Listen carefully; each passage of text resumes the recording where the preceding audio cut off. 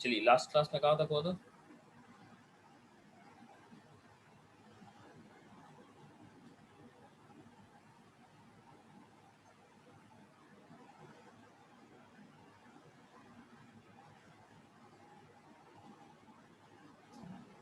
Last class में कहाँ तक हुआ था?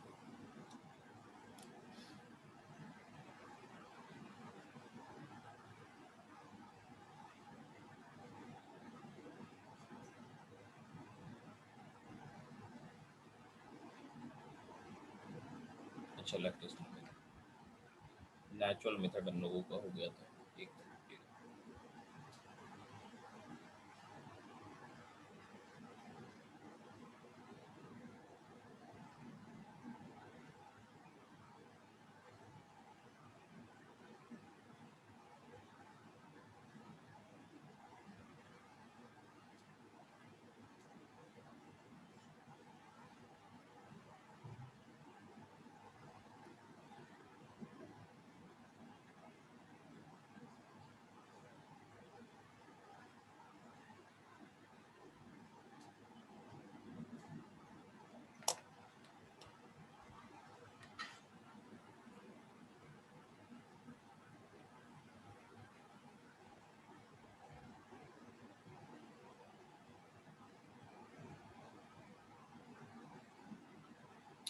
लास्ट क्लास में हम लोगों ने पढ़ा था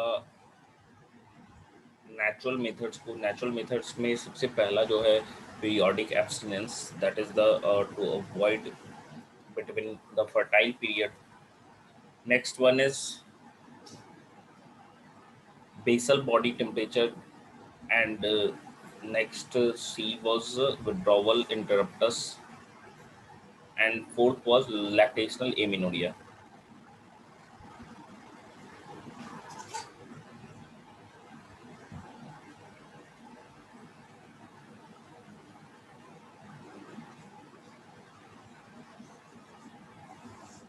हो गया? चलिए, देखिए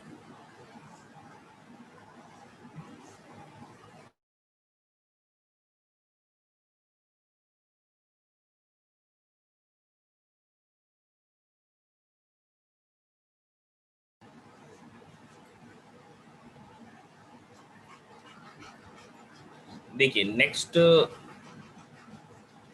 मेथड हम कह सकते हैं, तो मेथड नहीं, एक स्टार मार्क करके हमें पढ़ना है, that is the emergency pill. Emergency pill की हम बात कर रहे हैं, तो it is effective only up to the 74 hours, ठीक है, of coitus or after coitus हम बोल सकते हैं। It is very effective, actually it is a mixture of progesterone और progesterone estrogen combination. It avoid pregnancy due to rapes or casual unprotected intercourse, and it comes under the brand name IPIL or unwanted 72. Here the 72 is 72 hours, or it has to be taken between 72 hours or 3 days maximum.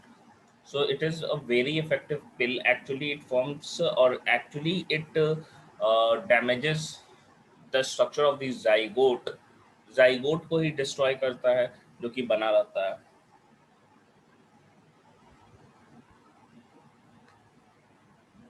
तो ये है एक emergency पिल, एक extra में पढ़ना है। हम लोगों ने कॉन्ट्रासेप्टिव मेथड्स के बारे में देख लिया। ये सारे के सारे किस चीज में थे? टेम्पोररी मेथड में। देखो, इमरजेंसी पिल भी जो है वो एक तरीके से हम कह सकते हैं टेम्पोररी है ना, ऐसा थोड़ी ना कि खाली ये तो जिंदगी पर बच्चा ही नहीं होगा। तो वो परमानेंट मेथड में नहीं आता है, टेम्पोररी मेथड में ही आता है।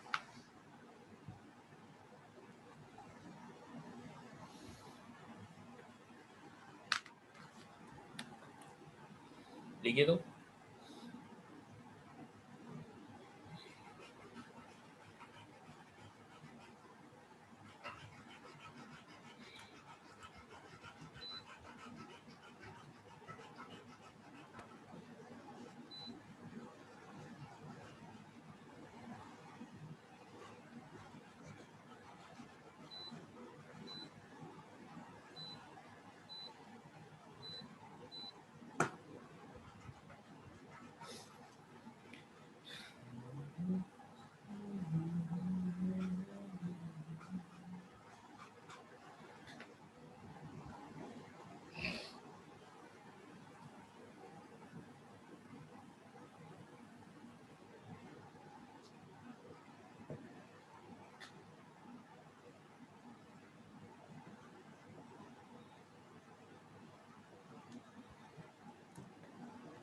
हो गया। तो ये देखिए, ये टोटल हमने इमरजेंसी पेल तक हमारा टेम्पोरी मेथड में हो गया। अब जो है लास्ट हमारा मेथड है which is very simple, that is the surgical method and it is also known as permanent method because it causes permanent cessation of pregnancy. It can be done in either partner, for example, male or female.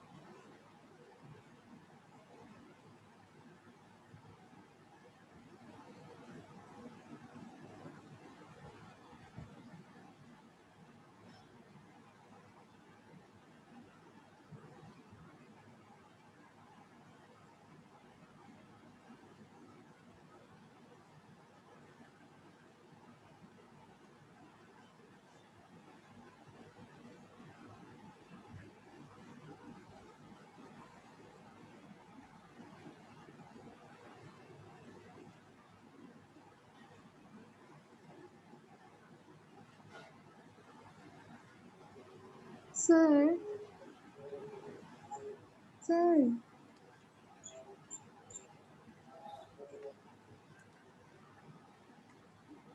हो गया। sir, चलिए देखिए, next है last हमारा method जो है terminal method. Terminal method को हम सर्जिकल मेथड या स्टरलाइजेशन मेथड भी कह सकते हैं, इसको स्टरलाइजेशन मेथड भी कहते हैं।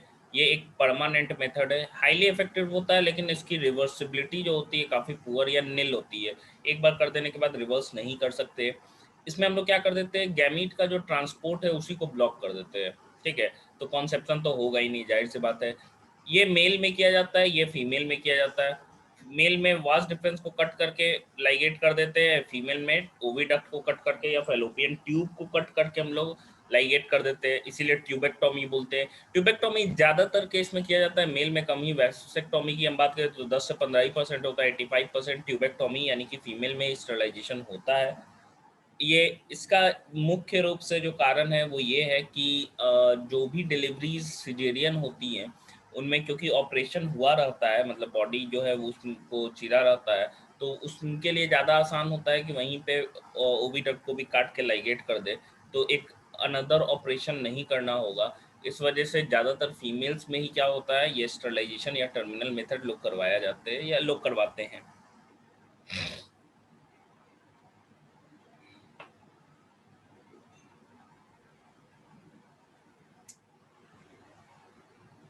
सारा तकलीफ फीमेल को ही है शुरू से।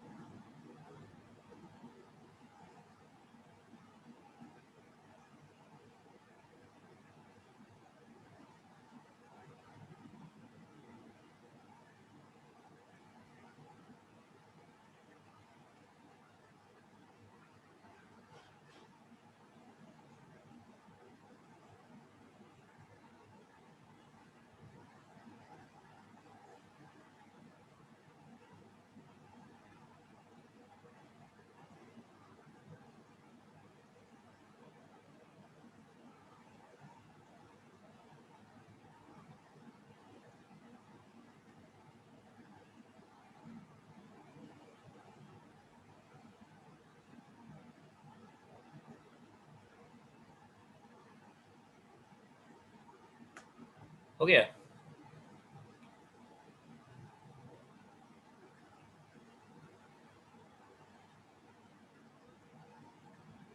पुअर के बाद रिवर्सिबिलिटी लिए लिखे।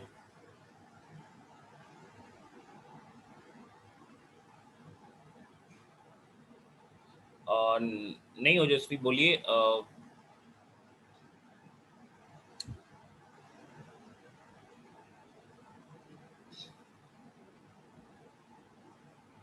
एंड सॉरी फॉर संडे, क्योंकि संडे को स्लॉट ही नहीं मिल पाया, शाम में मेरे को भी टाइम नहीं मिल पाया, सुबह से तो आपका टेस्ट हो रहा था। इसी वीक में शेड्यूल करते हैं, कल या थर्सडे को टाइम मिलेगा। क्वेश्चन सारे बन गए सबके? सारे लोग क्वेश्चन बनाए हैं?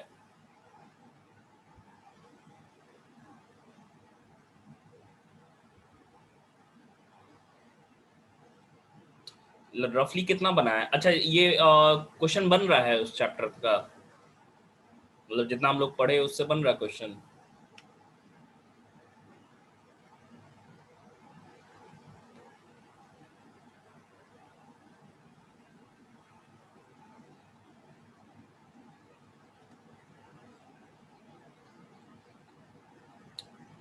ठीक।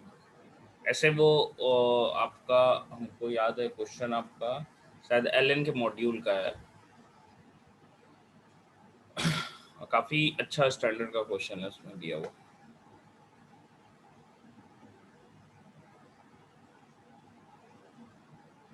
एलन का है कि रेजोनेंस का है, शायद दोनों में से किसी का क्वेश्चन है। चलिए लिख लिए सारे लोग। एक लास्ट हमको टॉपिक पढ़ना है, ये हमने कॉन्ट्रासेप्टिव मेथड्स के बारे में पढ़ लिया। अब लास्ट एक टॉपिक बता रहे।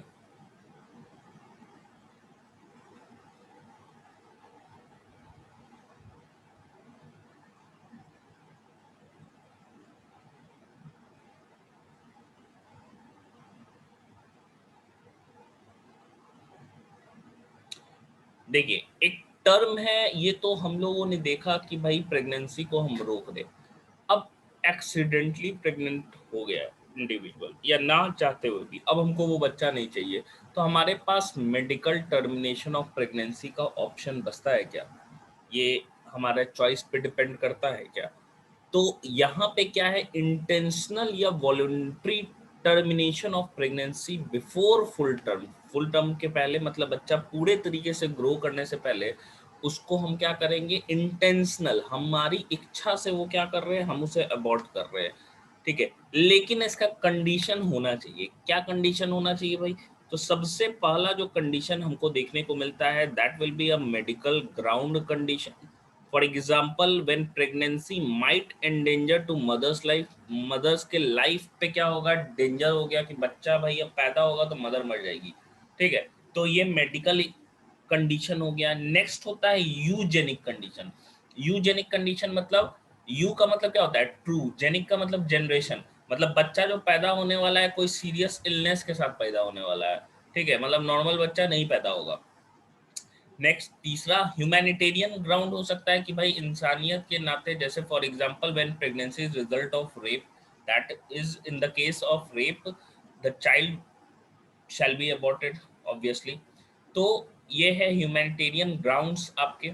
नेक्स्ट हम कह सकते हैं सोशियो इकोनॉमिक, कि भाई मदर को पहले से ही 3 से ज़्यादा चिल्ड्रन है, 2 या 2 से अधिक चिल्ड्रन है, तो उसमें क्या कर सकती है, अबॉर्शन हो सकता है। Lastly failure of contraceptive devices. ठीक है, फेलियर ऑफ कॉन्ट्रासेप्टिव डिवाइसेस, कि भाई कॉन्ट्रासेप्टिव डिवाइस यूज कर रहे थे वो फेल कर गया। तो ये सारी केसेस में प्रेगनेंसी हुआ, इसको हम अबॉर्ट अबॉर्ट करेंगे। तो अब देखो यहाँ पे कि बहुत सारी चीज़ें, मान लो कि कोई बोला 2 बच्चा नहीं है, 2 बच्चा के बाद तीसरा बच्चा पैदा करने वाला था या दूसरा ही बच्चा पैदा करने वाला था, हम कह सकते हैं कि उस केस में फिर वो देखा कि नहीं लड़की हो रही है तो उसको फिर अबॉर्ट कर दिया, जो कि केसेस बढ़ने लगे।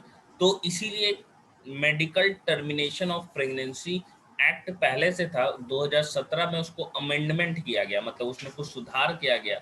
सुधार ये था कि पहले ट्राइमेस्टर तक, 3 महीने तक, एक रजिस्टर्ड मेडिकल प्रैक्टिशनर, यानी कि रजिस्टर्ड, जिसको एमसीआई रजिस्ट्रेशन नंबर दिया है, वो रजिस्टर्ड मेडिकल प्रैक्टिशनर्स अपना कंसेंट देगा कि भाई ये बच्चा को अबॉर्ट किया जा रहा है, एंड बेसिस जो होना चाहिए वो ऑलवेज हम कह सकते हैं कि मेडिकल और ह्यूमैनिटेरियन ही रहना चाहिए या यूजेनिक रहना चाहिए, ठीक है। तो नेक्स्ट है, अगर तीसरा महीना बच्चा पार कर गया, यूजुअली 3 महीने से पहले बच्चे को अबॉर्ट करने में कोई दिक्कत नहीं होता है, क्योंकि ऑर्गन्स वगैरह कोई बनते नहीं, मतलब फीटस के रूप में नहीं आता है वो, उस समय भी टिश्यू के ही रूप में मोस्टली रहता है, ठीक है।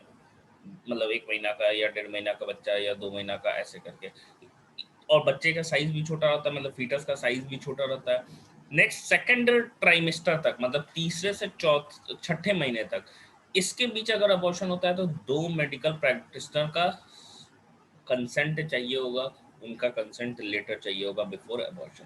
तो ये है आपका, हम कह सकते हैं एमटीपी एक्ट, जो कि 2017 में भी आया था, एनसीईआरटी में दिया हुआ भी है, नए वाले में दिया हुआ होगा, जिनके पास पुराना होगा उसमें नहीं दिया होगा। नए वाले में देखिएगा साइड में, राइट लेफ्ट हैंड साइड में एक कॉलम बना होगा, येलो कलर से लिखा हुआ होगा,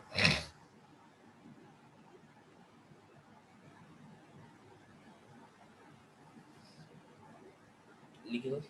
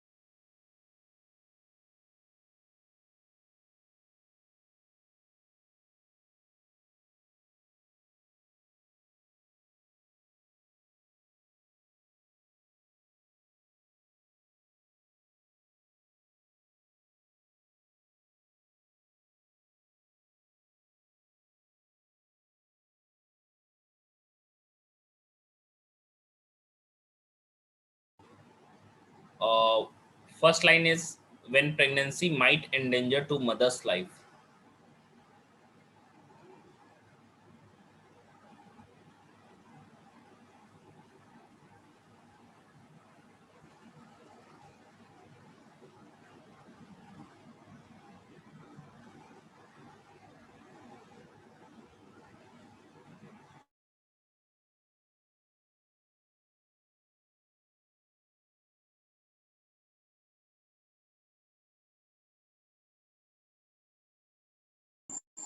सर सर वॉइस आ रही है मेरी? Sir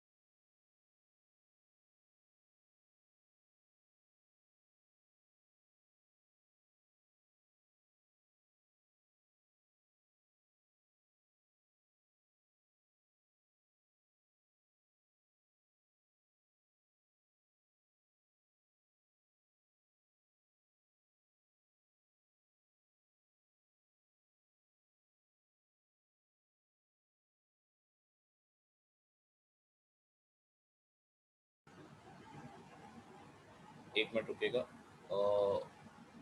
what is written after pregnancy? टी pregnancy before full term. Next is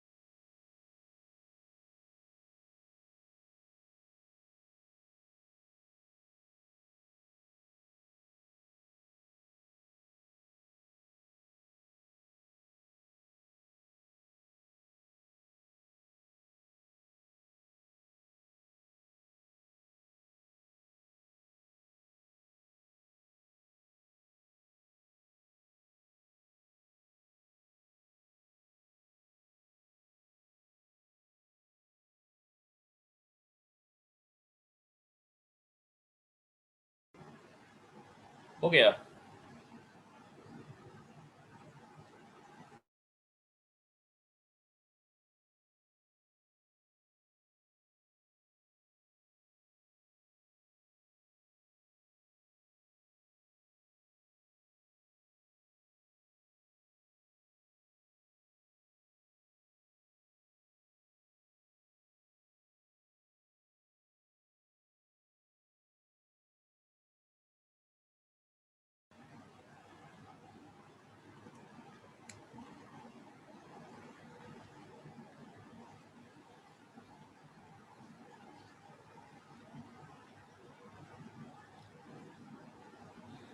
चलिए बदल रहे। लास्ट टॉपिक है हमारा इनफर्टिलिटी।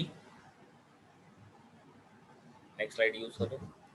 देखिए इनफर्टिलिटी की हम बात करें तो अगर लगभग 1 साल तक अनप्रोटेक्टेड सेक्सुअल कोहैबिटेशन हुआ, मतलब सेक्सुअल इंटरकोर्स हुआ, ये सेक्सुअल रिलेशनशिप हम बोल सकते हैं, एंड इसके बाद भी अगर प्रेगनेंसी नहीं हो रहा है, that means the couple is infertile, और at least one member of the couple is infertile, that's it's obvious.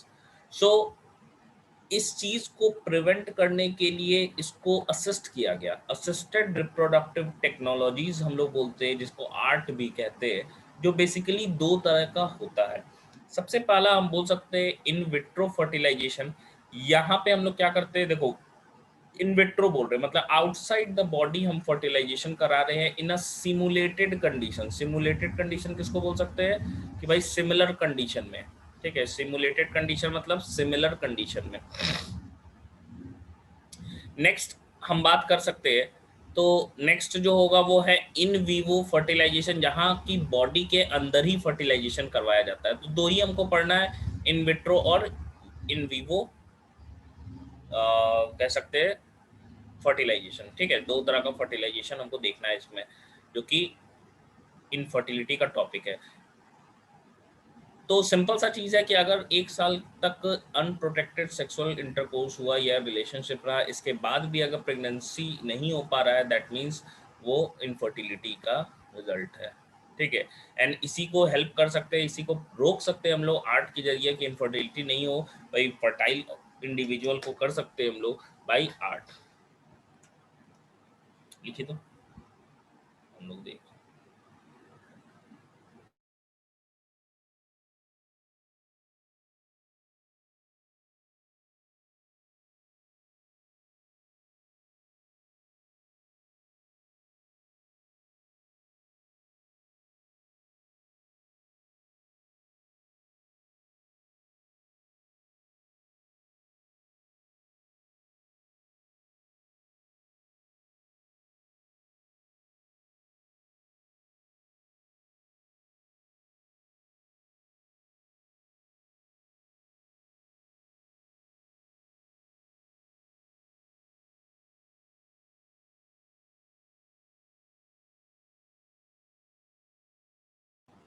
Yes Riya, sometimes cycle disturb हो सकता है, फ्रीक्वेंसी मैच नहीं कर सकती है, बहुत सारा कारण हो सकता है, इसीलिए 1 साल तक हम काउंट करते ही है।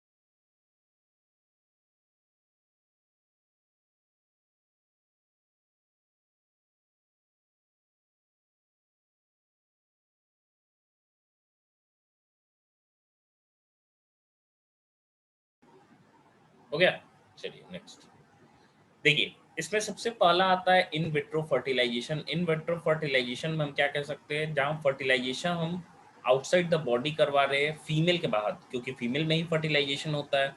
एंड जो जाइगोट या एम्ब्रायो बनता है वापस उसको मदर या सरोगेट मदर आजकल सरोगेसी भी बहुत ज़्यादा होता है कि जो ओरिजिनल मदर है जो ओवम देती है उस वो इम्प्लांटेशन नहीं करती है, वो प्रेग्नेंट नहीं होती एक तरीके से हम कह सकते हैं। एक किराए पे कोख बोल सकते हैं। जो अमीर लोग हैं वो क्या करते हैं कि बहुत सारे ऐसे फीमेल्स हैं जो कि सरोगेट हो जाती हैं, सरोगेट मदर जो सरोगेसी करवाती हैं। एंड हम कह सकते हैं सरोगेट मदर के फैलोपियन ट्यूब में अगर जाइगोट रहेगा, ठीक है, तो फैलोपियन ट्यूब में ट्रांसफर रहेंगे, एम्ब्रायो रहेगा बड़ा तो यूट्रस में सीधे उसको ट्रांसफर करते हैं। दो तरीके से, एक है जिफ्ट, जिफ्ट में हम कर क्या रहे, जाइगोट या early embryo up to 8 blastomere वाला, ठीक है, 8 के बाद तो मोरूला स्टेज बोलते हैं ना, 8 से 16 तक, could be then transfer into the fallopian tube, ठीक है, इनिशियल स्टेज है तो फैलोपियन ट्यूब में ट्रांसफर हम लोग करते हैं ऑफ सरोगेट या सेम मदर। नेक्स्ट है इंट्रा यूट्राइन ट्रांसफर, आईयूटी इसको बोल सकते हैं। अगर 8 से ज़्यादा ब्लास्टोमर वाला है, कॉमनली 32 सेल स्टेज में हम ट्रांसफर सीधे क्या करते हैं, यूट्रस के अंदर करते हैं, इसको आईयूटी कहते हैं। आईवीएफ में ना एक टेक्निक कॉमनली यूज़ किया जाता है जिसको आईसीएसआई बोलते हैं, यानी कि जब हम लोग फर्टिलाइजेशन बाहर टेस्ट ट्यूब में करवाते हैं तो ओवम के अंदर ना स्पर्म को इंजेक्ट करते हैं, जिसको इंट्रासाइटोप्लाज्मिक स्पर्म इंजेक्शन भी कहते हैं, ठीक है। Specialise procedure to form an embryo in the laboratory in which sperm is directly injected. ये किसमें ये मेथड टेक्निक यूज किया जाता है, इन विट्रो वाले में, ठीक है, injected into the cytoplasm of the egg. तो ये पहला हमारा इन विट्रो फर्टिलाइजेशन है, जिसमें दो मेथड हम लोग देखिए, एक है जेफ्ट, एक है आईयूटी, दोनों यूज किया जा रहा है इन विट्रो में। फर्स्ट लिखे तो इन विट्रो फर्टिलाइजेशन।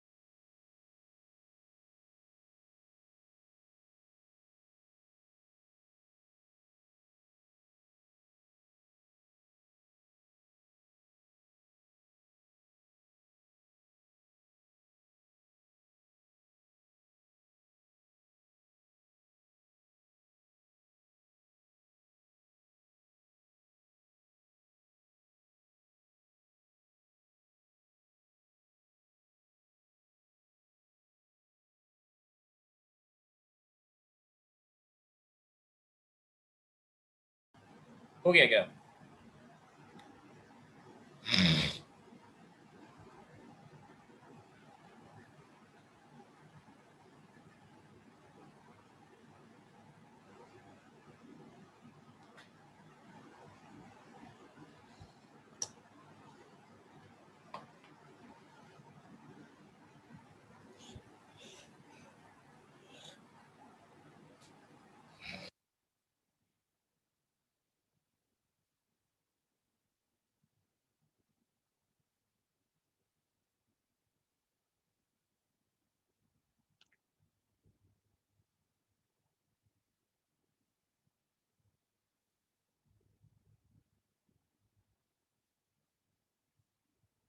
2 मिनट कल्याणी, सारे लोग लिख ले, आप जल्दी लिखती हैं।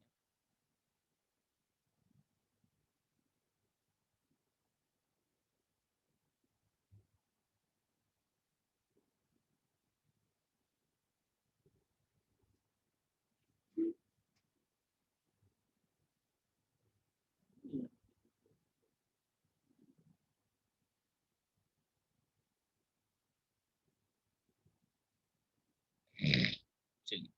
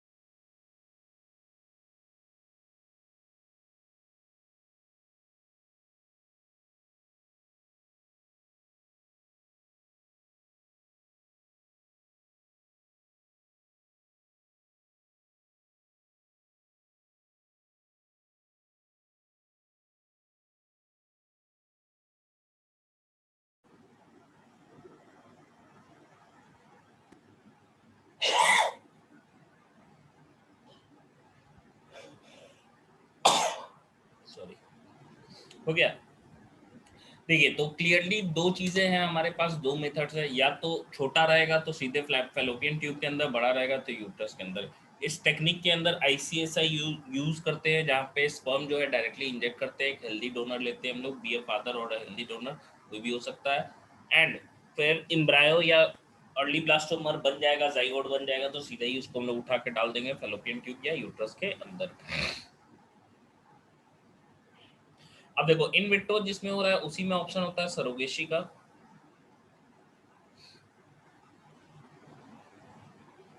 नेक्स्ट हम लोग क्या करते हैं, नेक्स्ट हम लोग नॉर्मली वहां पे करते हैं।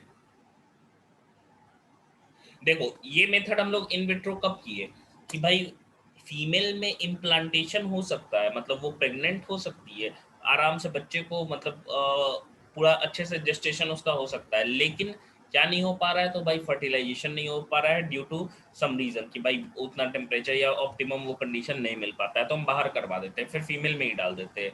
नेक्स्ट जो है,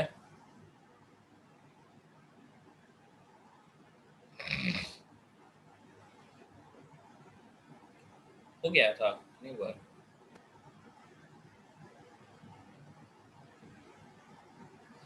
बिल्कुल, इन विट्रो को ही टेस्ट ट्यूब बेबी बोलते हैं।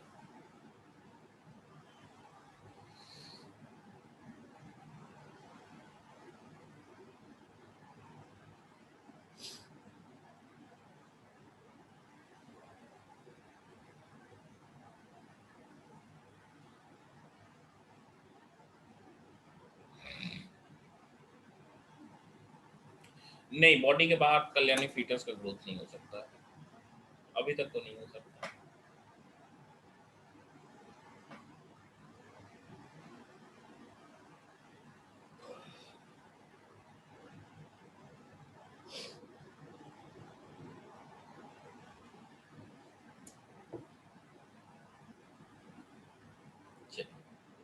नेक्स्ट है इन वीवो फर्टिलाइजेशन। यहाँ पे क्या बोल रहे हैं हम लोग, बॉडी के अंदर ही फर्टिलाइजेशन हो रहा है, नेचुरल भी हो सकता है, ये आर्टिफिशियल भी हो सकता है। नेचुरल मतलब कि नेचुरल मेथड से हो गया, आर्टिफिशियल हम लोग कह रहे हैं कि दो तरीके का है।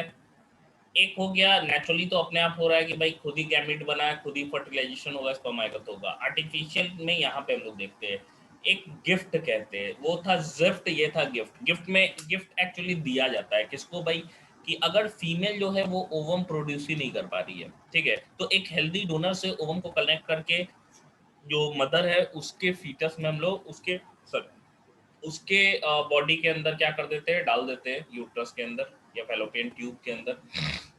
मतलब पहला जो गिफ्ट हम लोग किसको कर रहे हैं, जो इम्प्लांटेशन तो करवा सकती है लेकिन ओवम ही नहीं प्रोड्यूस कर रही है। दूसरा चीज क्या हो सकता है कि मेल जो है, अब मेल जो है वो हम कह सकते हैं इम्पोर्टेंट हो गया, या स्पर्म काउंट कम है, या फर्टिलाइजेशन नहीं करवा पा रहा है, या फिर प्रेग्नेंट नहीं कर पा रहा है जो मेल पार्टनर है, तो in that case artificial insemination is done. If male is unable to inseminate the semen into the vagina, the semen is artificially collected. अब आर्टिफिशियली इंड्यूस किया जाएगा आइदर इन द वेजाइना और the uterus of the female. ठीक है, तो दो method इसमें भी है, एक है गिफ्ट और दूसरा एआई या आर्टिफिशियल इंसेमिनेशन हम कहते हैं। ठीक है, तो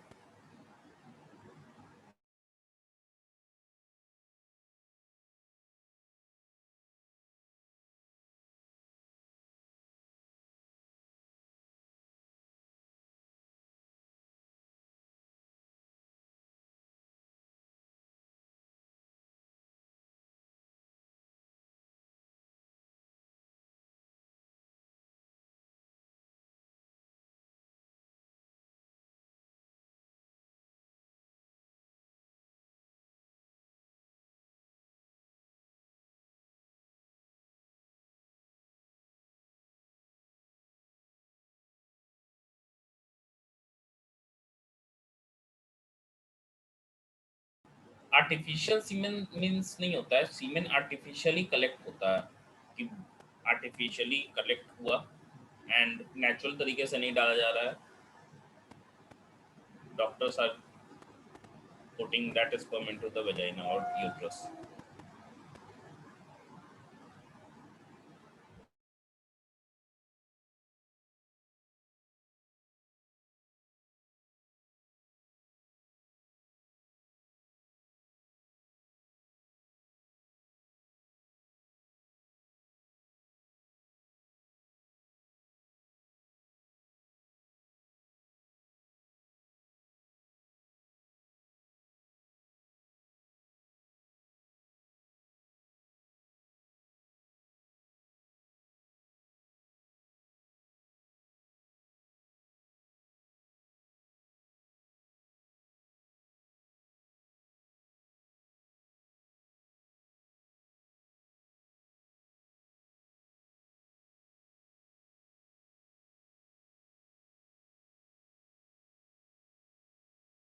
बिल्कुल सन्या, ये भी हो सकता है कि स्पर्म जो है वो उतना मोटाइल नहीं है कि फर्टिलाइज कर पा रहा है, तो हम लोग कर सकते हैं ये मेथड।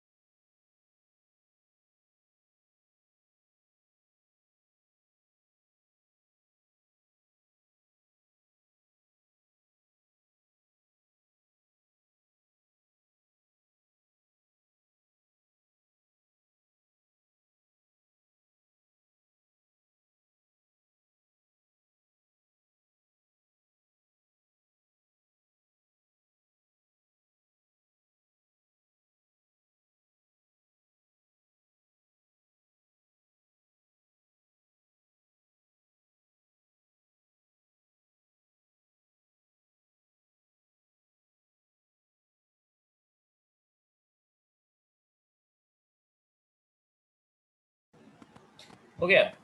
देखिए ये हम लोगों का हम कह सकते हैं कि in vitro fertilisation and in vivo fertilisation दोनों ही टॉपिक इनफर्टिलिटी का हो गया। एक लास्ट छोटा सा टॉपिक बचा है, दैट इज एमनियोसेंटेसिस, जिसके बारे में हम लोगों ने पढ़ा भी है इस मेथड के बारे में। सो इस मेथड को आज के डेट में बैन कर दिया गया क्योंकि due to increasing the cases of increased cases of female foeticide, because this test actually reveals the हम कह सकते हैं sex of the child. So this test actually is banned currently in most parts of the country.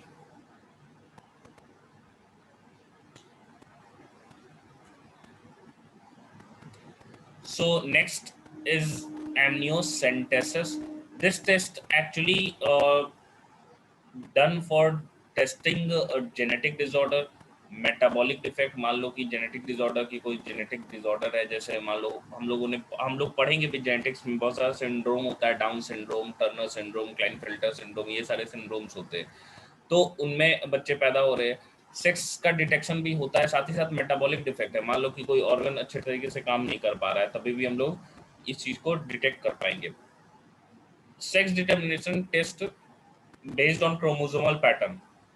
अगर last में sex chromosome same हो गया, यानी कि एक्स एक्स हो गया तो मेल फीमेल हो गई, एक्स वाई छोटा बड़ा हो गया तो क्या हो जाएगा, एक्स वाई के केस में मेल हो जाएगा।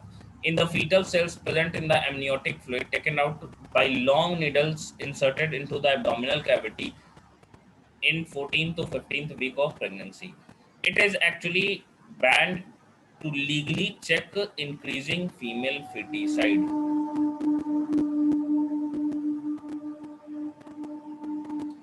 आवाज नहीं क्लियर आ रही है? देखिए इस टेस्ट को मेन पर्पस करने का क्या हो गया कि हम तो इसको जेनेटिक डिफेक्ट चेक करने के लिए करते हैं, ठीक है, जेनेटिक डिफेक्ट चेक करने के लिए करते हैं, साथ ही साथ मेटाबॉलिक डिफेक्ट हो गया, डिटर्मिनेशन ऑफ सेक्स हो गया, and due to its nature of revealing the sex of the child during early ages of pregnancy, that is of 14th to 15th week of pregnancy. So this test actually is currently banned in our country because female feticide cases were increasing. ठीक है, to stop or to check that, government of India has actually banned this test. लेकिन हाँ, इस test को अभी भी किया जाता है with certain obligations and certain हम कह सकते हैं प्रिकॉशंस, कि भाई ये सेक्स के लिए ना हो, कि सेक्स पता करने के लिए ना हो ये टेस्ट, ये जेनेटिक डिफेक्ट पता करने के लिए हो। क्योंकि देखो एमनियोटिक फ्लूइड जो हम लोगों ने पढ़ा है कि जो पूरे एम्ब्रायो को कवर किए रहता है, सराउंड किए रहता है, उसमें फीटल का भी सेल प्रेजेंट होता है, उसी सेल को निकाल के उसका क्रोमोसोम को स्टडी हम करते हैं। तो इस टेस्ट में यही होता है भाई। और इसी के साथ ये हमारा लास्ट टॉपिक था एंड ये चैप्टर भी फिनिश हो गया। लिख लीजिए तो।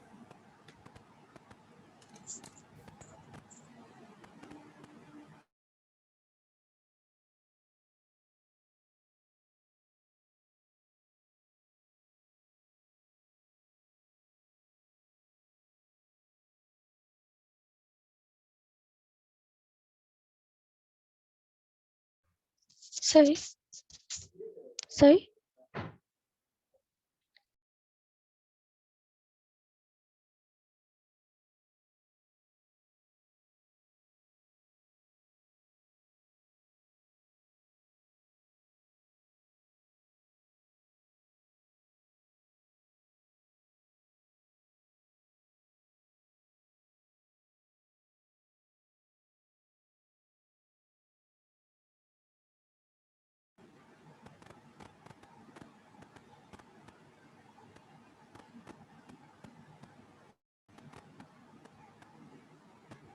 एक मिनट सर, ने क्यों नहीं आ रही है पता नहीं।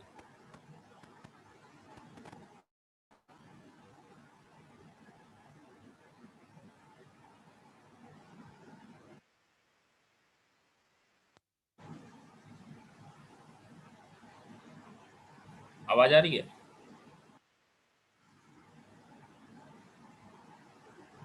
यस सर, आ रही है। अब बोलिए तो, आपकी भी आ रही है।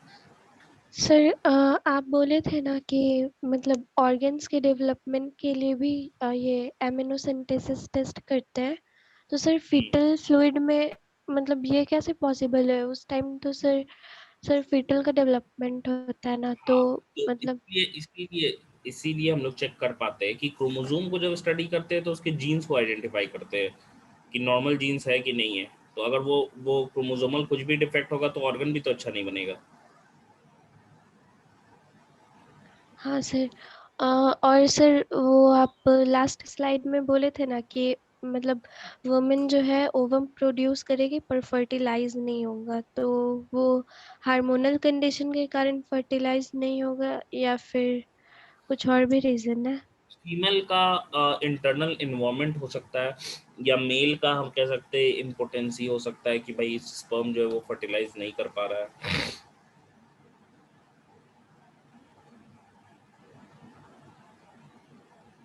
और सर आप एक और कंडीशन बोले थे कि ओवम प्रोड्यूस होगा पर फर्टिलाइजेशन नहीं होगा। हाँ, तो उसका कारण है कि मेल नहीं कर पा रहा ना।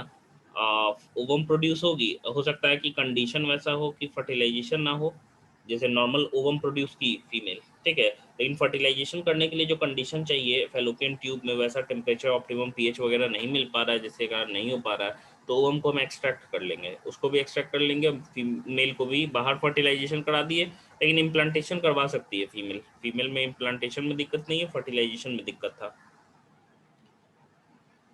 तो सर मतलब अगर इम्प्लांटेशन होगा तो सर मेंस्ट्रुअल साइकिल पॉज हो जाएगा ना? हाँ, वो रुक जाएगा।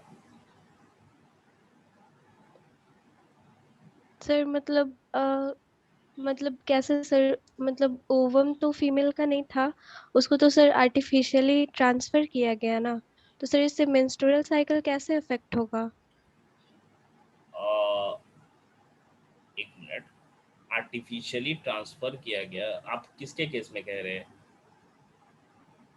सर वो सरोगेसी होता है ना, हाँ, तो सेरोगेसी उसके होता है, केस तो में। सेरोगेसी होता है तो देखिए ऐसा थोड़ी ना कि किसी को भी पकड़े एंड रैंडम उसमें हम डाल दिए, ठीक है, वो प्रेग्नेंट हो गई, ऐसा बिल्कुल नहीं हो पाएगा। वो एक्चुअली वो मंथ टू मंथ क्या होती है कि पहले उसके बॉडी को ये स्टडी किया जाता है, जैसे मान लो कि किसी को ये प्रोग्राम में करना है, मतलब कि इनफर्टिलिटी प्रोग्राम्स को लेना है या फिर इसकी मदद करना है, आर्ट करवाना है, तो उनको पर्टिकुलर जो सेंटर्स है, डॉक्टर्स है, वो उनको बॉडी को स्टडी करते हैं, उसके बाद ही होता है। दूसरा चीज़ की जो फीमेल सरोगेसी है, उनको हार्मोन पहले से दिया रहेगा, एस्ट्रोजन प्रोजेस्टेरोन, जिसके कारण एंडोमेट्रियम मोटा हो जाएगा एंड प्रोजेस्टेरोन लेवल उनको बढ़ाया जाता है, क्योंकि कॉर्पस ल्यूटियम तो बनेगा नहीं, क्योंकि उनका ओवम वो है नहीं। तो प्रोजेस्टेरोन आर्टिफिशियल देना पड़ेगा, कब तक? 4 महीने तक। क्यों? क्योंकि 4 महीने के बाद प्लेसेंटा बन जाएगा ऑटोमेटिक, वही देगा फिर। तो सर तो मतलब मतलब एट रैंडम नहीं ना करते कि मान लो किसी को भी उठाए फीमेल को, उसमें हम उसके बॉडी के अंदर हम एक को डाल दे रहे हैं या जाइगोट को डाल दे रहे हैं, ऐसा नहीं ना होगा। तो उसको पहले स्टडी, इसको भी तो मॉनिटर कर रहे होंगे हम लोग, जिसको भी सरोगेसी करवाना है उसको भी हार्मोन सर चेक करते हैं। हाँ, बोलिए। सर तो मतलब कि आर्टिफिशियली ट्रांसफर करने के बाद जो होता है, जो फीमेल बॉडी मतलब जो सरोगेट मदर होती है, हम्म, तो उनमें सर मतलब उनका ओवम तो प्रोड्यूस नहीं होगा? नहीं, तो यही ना हार्मोन उनको दिया जाता है ना, प्रोजेस्टेरोन। प्रोजेस्टेरोन तो जब ज़्यादा क्वांटिटी में रहेगा तो बॉडी के अंदर वो एंडोमेट्रियम को टूटने नहीं देता है। साथ ही साथ मैंने लिखाया था कि प्रोजेस्टेरोन जब ज़्यादा क्वांटिटी में रहता है तो नया भी फॉलिकल नहीं बनने देता है, तो उनका अपना मेंस्ट्रुअल साइकिल रुक जाएगा। तो सर मतलब ये 9 मंथ तक हो गए? नहीं, नहीं होगा। Yes sir. हो गया, लिख लिए सर लो।